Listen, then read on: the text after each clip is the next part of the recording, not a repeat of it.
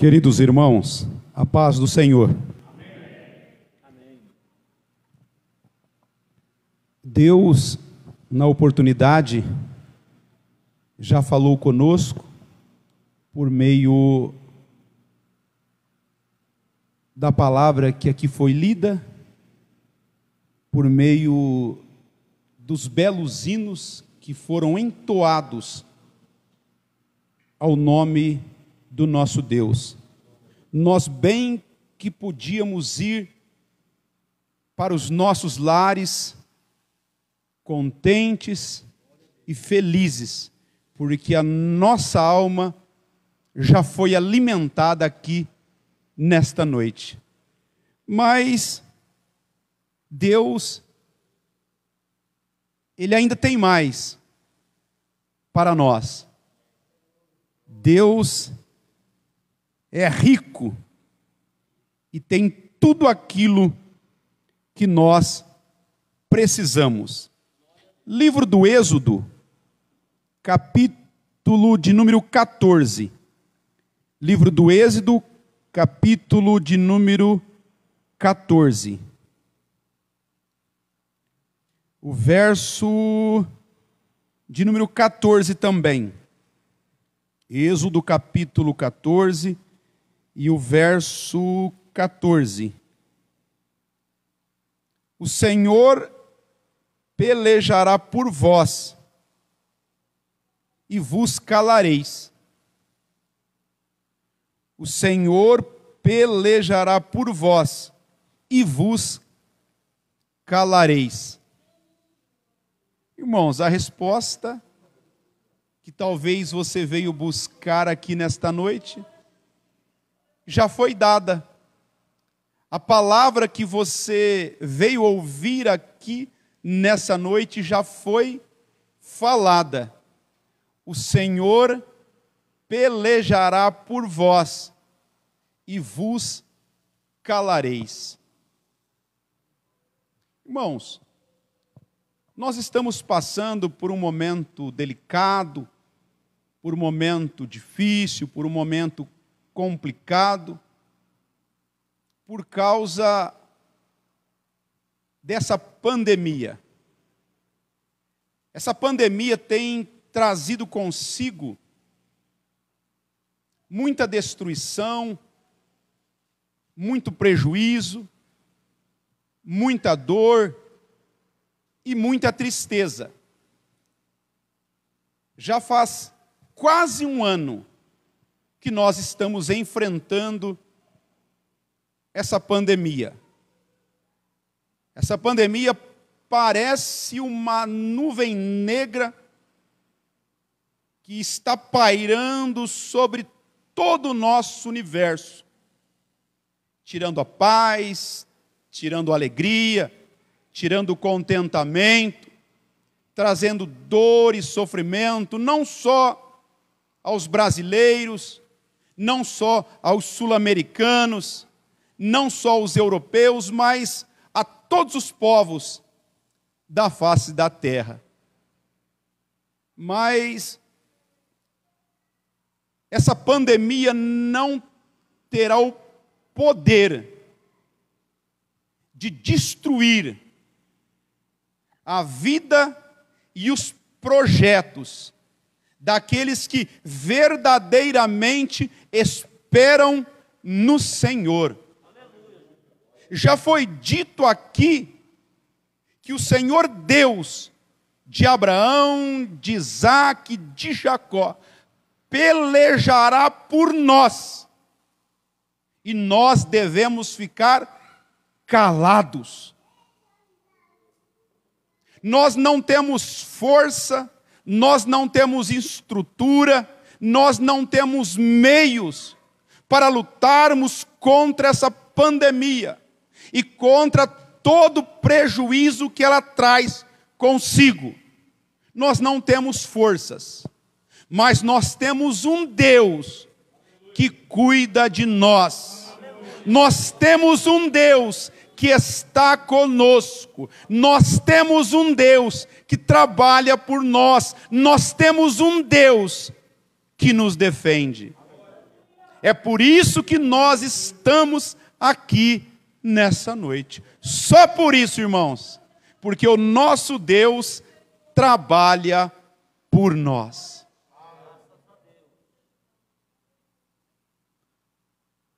Essa narrativa nos fala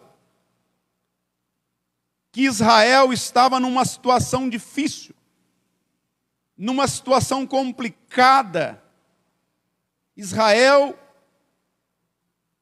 tinha acabado de deixar o Egito, tinha acabado de deixar a escravidão, a servidão, o sofrimento, a angústia, a tristeza, a miséria, a pobreza, e estava indo à terra da promessa, a terra que Deus tinha prometido dar aos descendentes de Abraão, Isaque e Jacó. Eles tinham passado 430 anos como servos, como escravos na terra do Egito. Mas chegara a hora de Deus cumprir a sua promessa. E Deus então agora abre as portas da liberdade, abre as portas da prosperidade, abre as portas da bênção, abre as portas do cárcere e liberta Israel. E o interessante, irmãos, é que Israel sai farto do Egito, sai rico do Egito, sai próspero do Egito. Todos animados, todos alegres, todos contentes, pois tinham acabado de receber uma grande bênção de Deus. Estavam libertos, estavam ricos, estavam prósperos, estavam abençoados, estavam felizes, todos cantando, todos festejando, por verem diante dos seus olhos a promessa de Deus sendo cumprida na vida deles. Todos conhecem a história de cor e salteado e sabem que Deus, para abençoar Israel, para prosperar Israel, para ajudar Israel, para enriquecer Israel, para libertar Israel, julgou os deuses do Egito, julgou o faraó do Egito e julgou a nação do Egito. Por meio de 10 pragas, Deus humilhou os deuses do Egito. Por meio de 10 pragas, Deus humilhou o faraó do Egito. Por meio de 10 pragas, Deus empobreceu e castigou a nação do Egito. E quando os deuses do Egito estavam sendo humilhados, estavam sendo julgados, quando o faraó do Egito estava sendo julgado, estava sendo humilhado, quando a nação do Egito estava sendo julgada, estava sendo humilhada, o povo de Deus, os descendentes de Abraão, de Isaque e de Jacó, os detentores da promessa, estavam festejando na terra de Gósen. Ou seja, Deus estava castigando os egípcios, mas abençoando Israel, guardando Israel, livrando Israel de tudo aquilo que estava acontecendo de mal com os egípcios. E na ocasião, Deus prova não só para Israel, não só para o Egito, mas para todas as nações, que Ele era o único Deus digno de ser adorado, digno de ser temido, digno de ser ovacionado, digno de ser adorado. Deus queria mostrar, por meio de tudo aquilo que ele estava fazendo, que ele era o Deus de Abraão, que ele era o Deus de Isaac, que ele era o Deus de Jacó, que ele era o Deus de Israel, e que futuramente seria o Deus da igreja.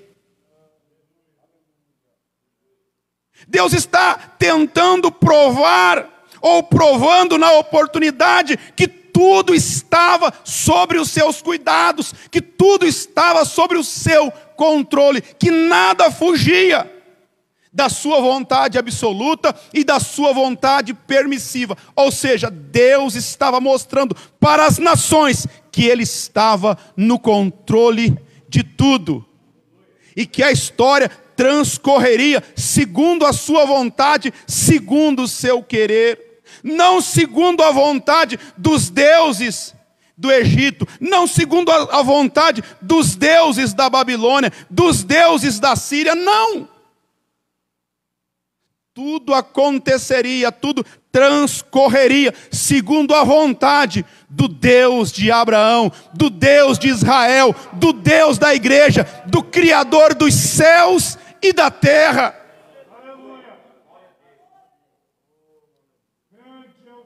Irmãos,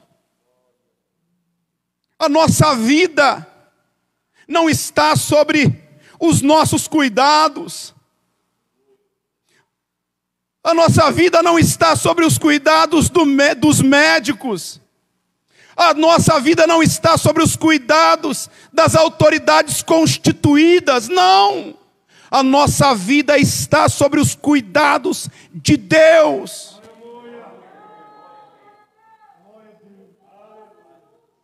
É Deus que nos deu a vida. É Deus que tem preservado a nossa vida.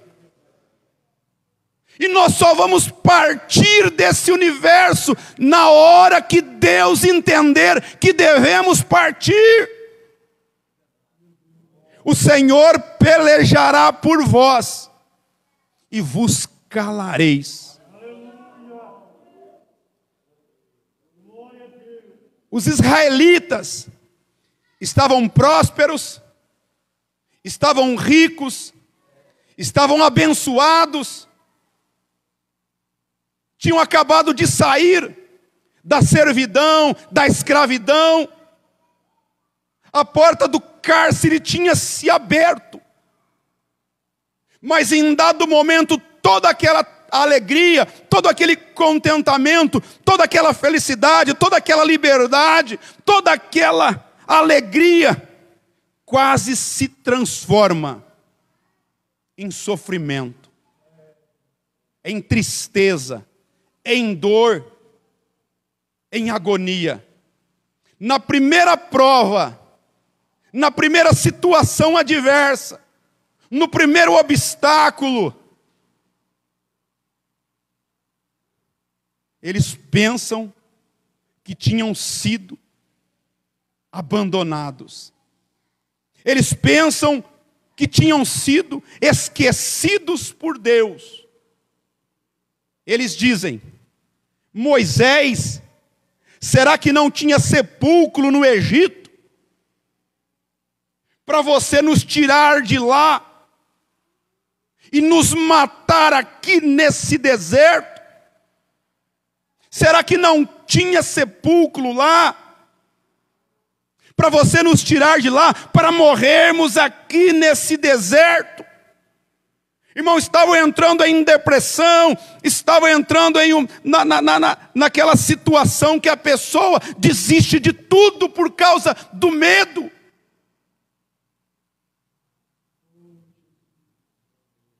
Mas fora Deus que fez a promessa. Era Deus que estava cumprindo a promessa. Era Deus que estava abençoando, era Deus que estava sustentando, era Deus que estava ajudando, era Deus que estava abrindo as portas. Poxa, se Deus estava fazendo tudo aquilo, com certeza Deus continuaria abençoando, continuaria guardando, continuaria protegendo, continuaria abrindo as portas. Era só confiar nele. Era só acreditar nele.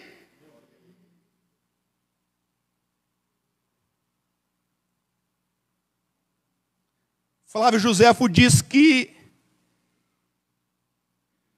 quando Moisés se depara com essa situação no meio do arraial, diz que Moisés, mais que depressa, se prostra diante do Deus Todo-Poderoso.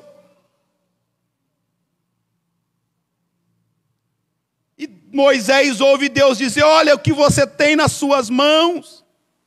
Parafraseando o texto, eu tenho um cajado. Toque com ele nas águas e manda o povo marchar.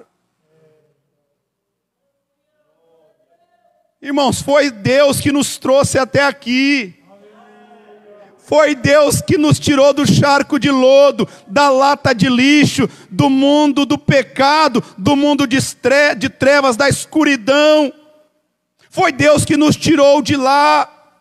Foi Deus que perdoou todos os nossos pecados. Foi Deus que escreveu o nosso nome no livro da vida. Foi Deus que nos limpou. Foi Deus que nos deu nome. Foi Deus que nos deu uma identidade. Foi Deus que nos deu uma família. Foi Deus que nos deu um lar. Foi Deus que nos deu tudo que nós temos. Não é essa pandemia que vai interromper, não é essa situação difícil que vai interromper, não é esse exército de Faraó que vai interromper, não é o Mar Vermelho que vai interromper, não, irmãos. O que Deus tem para a sua vida, o que Deus tem para a nossa vida, vai se cumprir. O nosso Deus é imutável. Não é um ser circunstancial como nós somos, não, Deus não muda. Nós mudamos segundo as circunstâncias.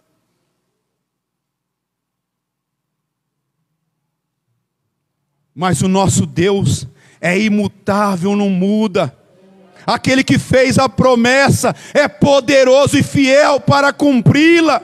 Custe o que custar, doa quem doer, a promessa vai se cumprir na vida da igreja, a promessa vai se cumprir nos membros da igreja, a promessa vai se cumprir na sua vida, na minha vida, na nossa vida. Deus é fiel.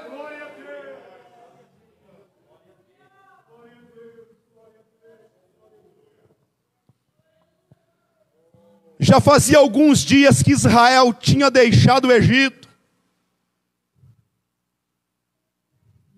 Ainda não tinha acabado a água, ainda não tinha acabado o pão, ainda não tinha acabado a alegria. Deus os conduz por um caminho mais difícil, para provar a fé deles, para ver o que havia dentro do coração deles. E na primeira prova, na primeira dificuldade, no primeiro obstáculo, eles quase vacilaram. Só não vacilaram porque Deus entrou na situação, porque Deus interveio, porque Deus ajudou, porque Deus se manteve fiel. Nós só ainda não caímos, nós só ainda não perecemos, nós só ainda não desistimos, nós só ainda não voltamos atrás, porque Deus é fiel na nossa vida. Porque Deus cuida de nós, porque Deus trabalha por nós, porque Deus age por nós, porque Deus nos ajuda 24 horas por dia. O inimigo, irmãos, ele está arquitetando 24 horas, está laborando, está trabalhando, está agindo, criando situações, criando meios para nos destruir, mas Deus todas as vezes tem nos ajudado, tem nos libertado, tem quebrado o arco,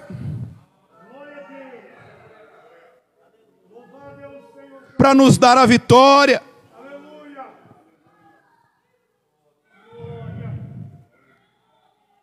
Depois de 10 pragas, depois de ser envergonhado, depois de ser humilhado, depois de ver a grandeza e o poder de Deus, Faraó deixa Israel sair. Israel sai abençoado. Passaram alguns dias. Faraó se arrepende de perder aquela mão de obra barata. Nós vamos deixar os nossos trabalhadores irem embora.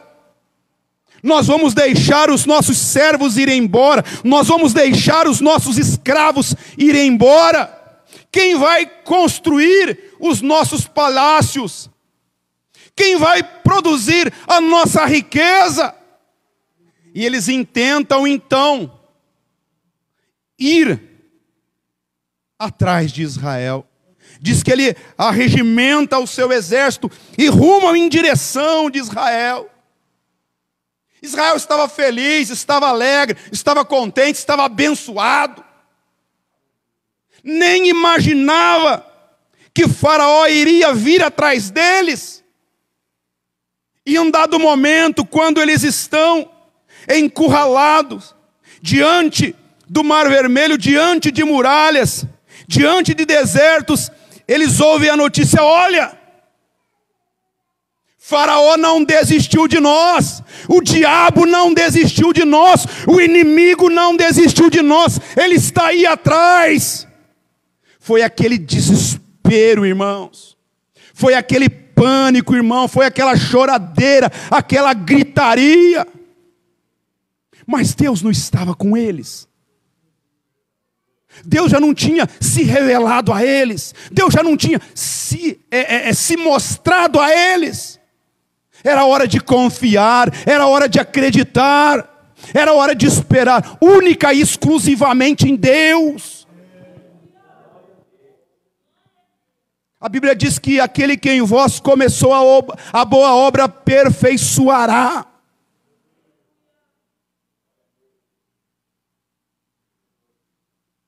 O que está nos tirando a paz? O que está nos tirando a alegria? O que está metendo medo no nosso coração? O que está nos tirando o sono? A tranquilidade, irmãos? A pandemia? O medo de morrer? O medo de faltar oxigênio? O medo de faltar leitos? O medo de ficar desempregados, o medo de perder o convênio médico, o medo de perder o carro, de perder a casa, o que está nos tirando a paz, o medo de perder os filhos, o medo de perder o cônjuge. O que está nos tirando a paz, o que está nos tirando a alegria, irmão, nós já estamos no lucro, nós já deixamos o Egito e saímos de lá abençoado, porque saímos de lá de mãos dadas com Deus. Nós estamos no lucro, mas tem alguma coisa nos tirando a paz.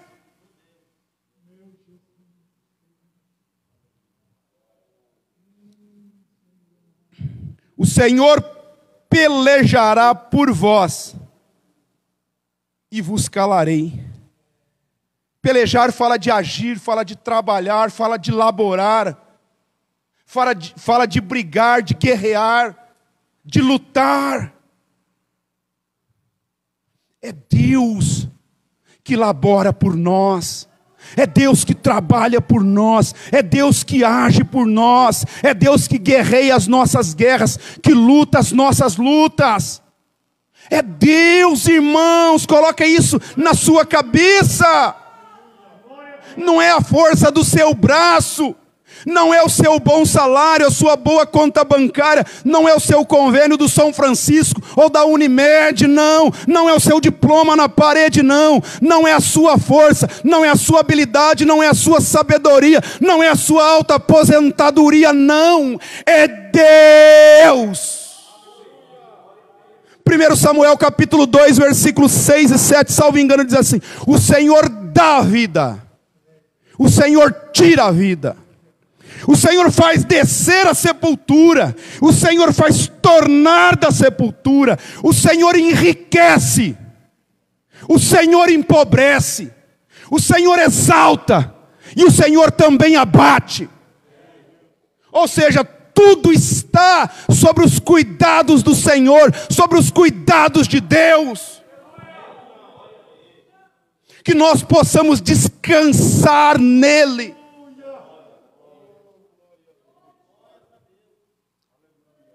O salmista Davi diz assim, ó: entrega o teu caminho ao Senhor, confia nele, e ele tudo fará.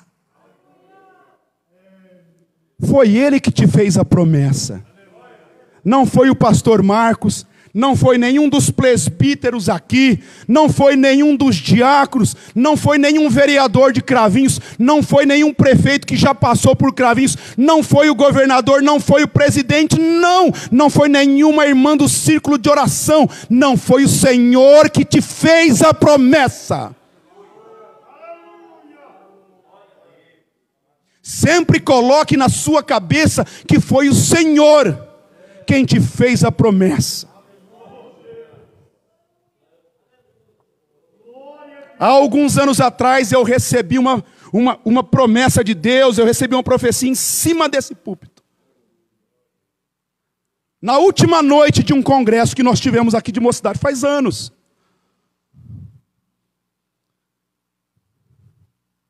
E a promessa falava isso. Estão dizendo que Deus te abandonou. Estão dizendo que Deus não é com você. Estão dizendo que está acabado. Mas eu te tomo pelas tuas mãos hoje, meu servo. E te coloco numa posição que aqueles que olharem vão dizer: só pode ter sido Deus. Só pode ter sido Deus. Um congresso que quem pastoreava aqui era o pastor Sérgio. E o pregador daquela noite, o profeta, foi o pastor Jefferson Torres. Eu na hora estava numa situação difícil. Estava quebrantado, arrebentado, derrubado, machucado, destroçado. Falei: você está falando com qualquer um outro, não comigo. Não pode ser comigo. Tinha desistido de tudo, desistido de ministério, de tudo. Mas quem fez a promessa foi Ele. Quem fez a promessa foi Ele. Quem me tirou da lata de lixo foi Ele. Quem me tirou da podridão foi Ele. Quem me tirou do engano foi Ele. Foi Ele que fez a promessa e Ele é fiel para cumprir. Custe o que custar, doa quem doer. A promessa dEle vai acontecer na sua vida, na vida dos seus filhos, na vida da sua família, na vida da sua casa, nos seus negócios. A promessa vai se cumprir.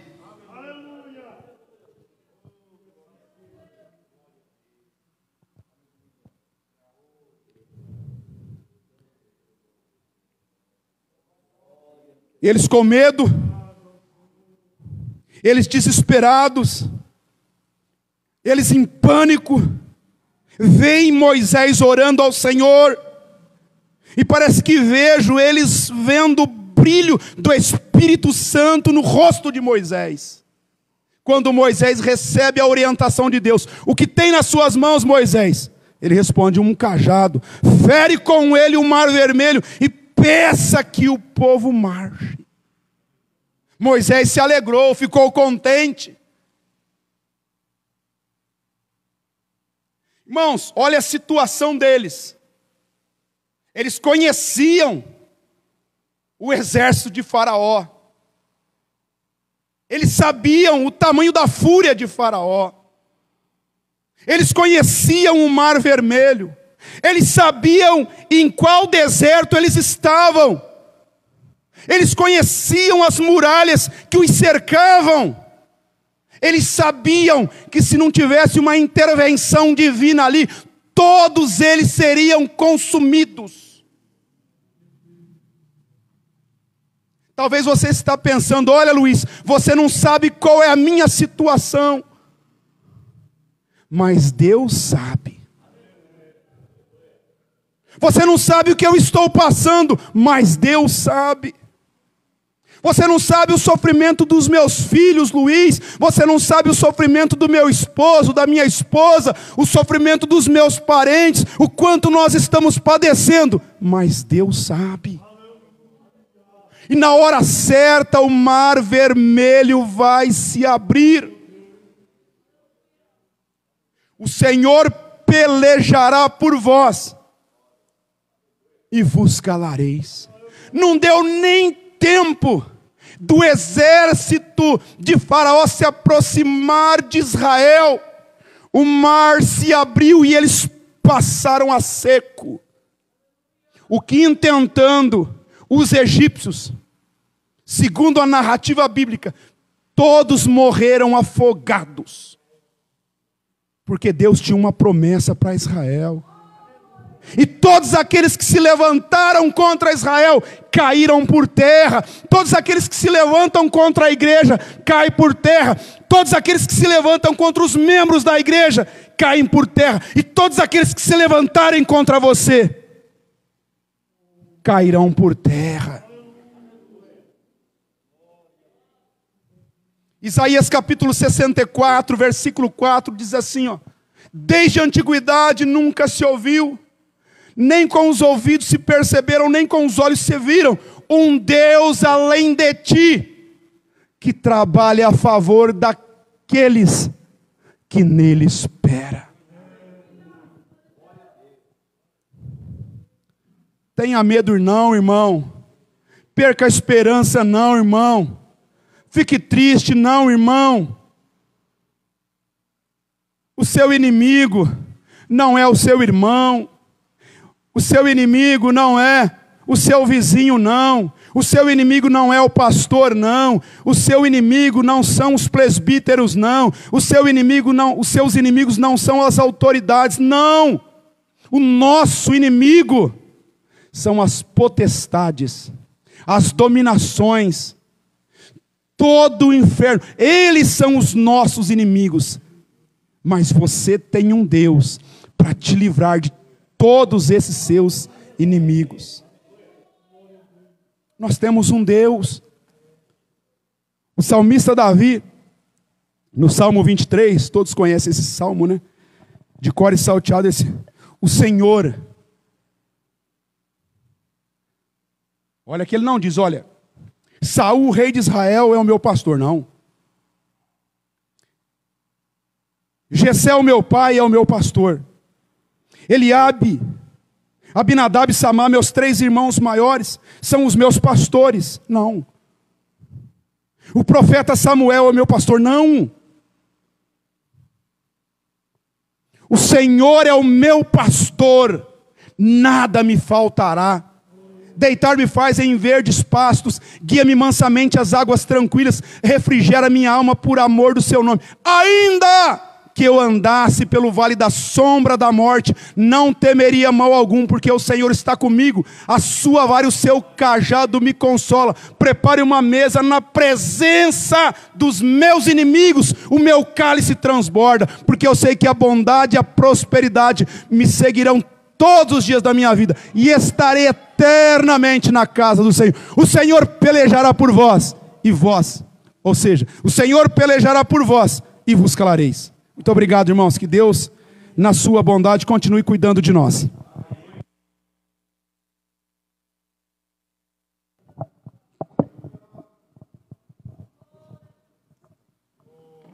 Glória a Deus. Queridos, vamos estar de pé, louvamos a Deus por esta palavra que o Senhor tem dado a nós e confiarmos. Confia na palavra do Senhor. Confia naquilo que Deus tem dado para a nossa vida, porque Ele é fiel. Amém? Domingo, permitindo o Senhor, às 8h50, nós estaremos dando prosseguimento à nossa escola bíblica dominical.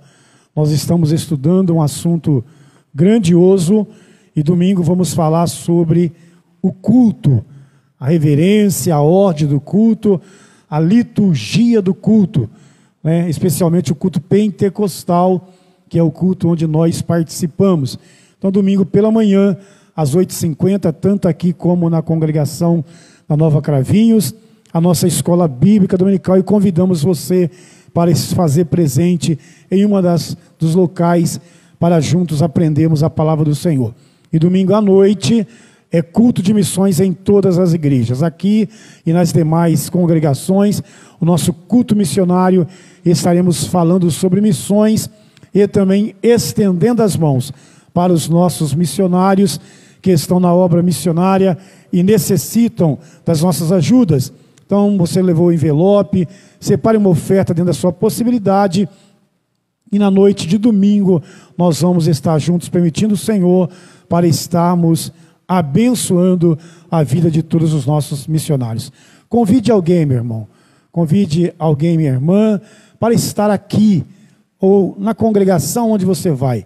Convide alguém para ouvir a palavra, para ouvir o evangelho. Todos os nossos cultos de domingo são cultos evangelísticos.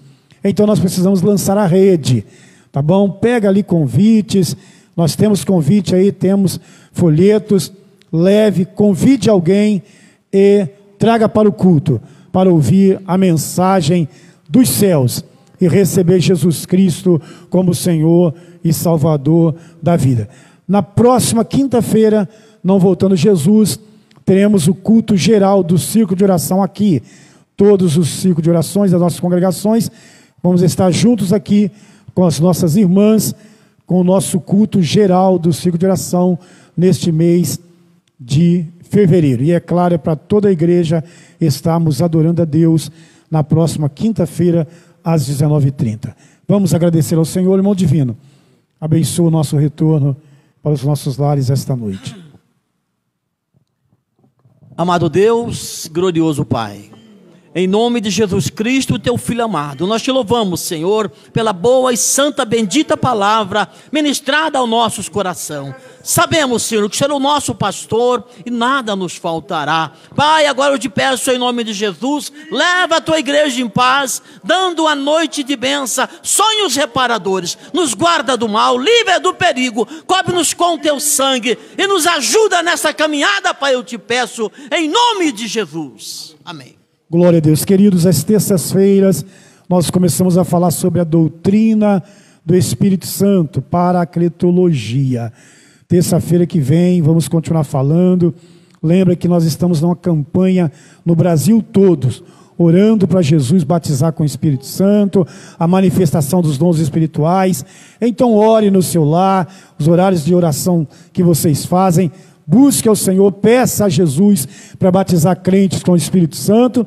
E na terça-feira vamos prosseguir falando a respeito do batismo com o Espírito Santo, dessa doutrina, para que o Senhor venha encher cada crente cada vez mais. Amém? Que a graça de nosso Senhor e Salvador Jesus Cristo, que o grande amor de Deus e a doce comunhão do Espírito Santo seja com todos aqueles que amam e aguardam a vinda do Senhor. Todo o povo de Deus diga amém. Um abraço, bom fim de noite, até o próximo culto. Deus abençoe o Azaf pela participação esta noite.